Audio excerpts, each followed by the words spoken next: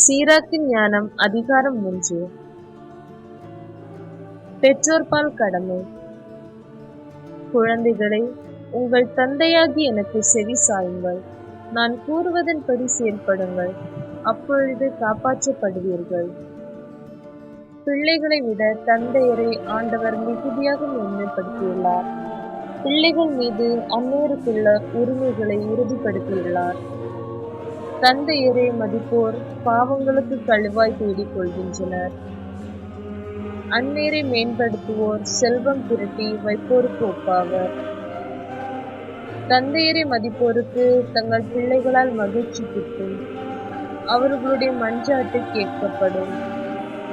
தந்தையரை மேம்படுத்துவோர் நீடு வாழ்வர். ஆண்டவருக்கு பணிந்து நடப்போர் தங்கள் அன்னையருக்கு மதிப்பு அளிப்பர்.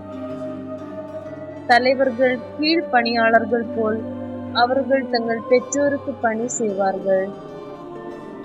சொல்லாலும் செயலாலும் உங்கள் பெற்றோரை மதியுங்கள், அப்பொழுது உங்களுக்கு ஆண்டவரின் ஆசி கிடைக்கும்.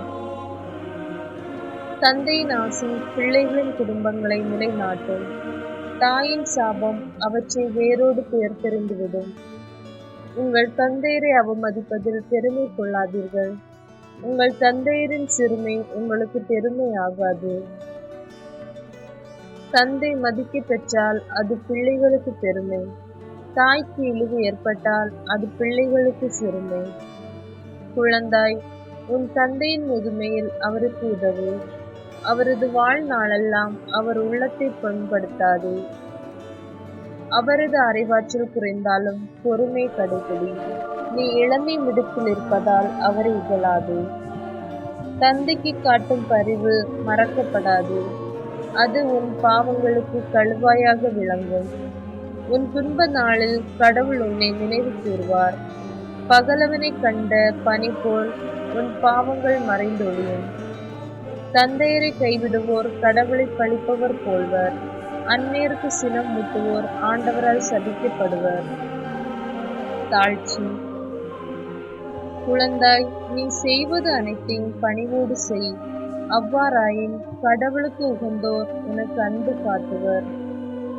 நீ பெரியவனாய் இருக்கும் அளவுக்கு பணிந்து நட. அப்போது ஆண்டவர் முன்னிலையில் உனக்கு பரிவு கிட்டும். உயர்ந்தோர் புகழ் பெற்றோர் பலர் உள்ளனர். ஆயினும் எளியோருக்குத்தான் ஆண்டவர் தம் மறைப்பொருளை வெளிப்படுத்துகிறார். ஆண்டவரின் ஆற்றல் பெரிது, ஆயினும் தாழ்ந்தோரால் அவர் மாட்சி பெறுகின்றார். உனக்கு மிகவும் கடினமான இருப்பவற்றை தேடாதே. உன் ஆற்றலுக்கு மிஞ்சியதை ஆராயாதே. உனக்கு கட்டளையிடப்பட்டவை பற்றி எண்ணிப்பார். ஏனெனில் மறைந்துள்ளவை பற்றி நீ ஆராய வேண்டியதில்லை. உனக்கு அப்பாற்பட்ட செயல்களில் தலையிடாதே. ஏனெனில் உனக்கு காட்டப்பட்டவையே மனித அறிவுக்கு எட்டாதவை.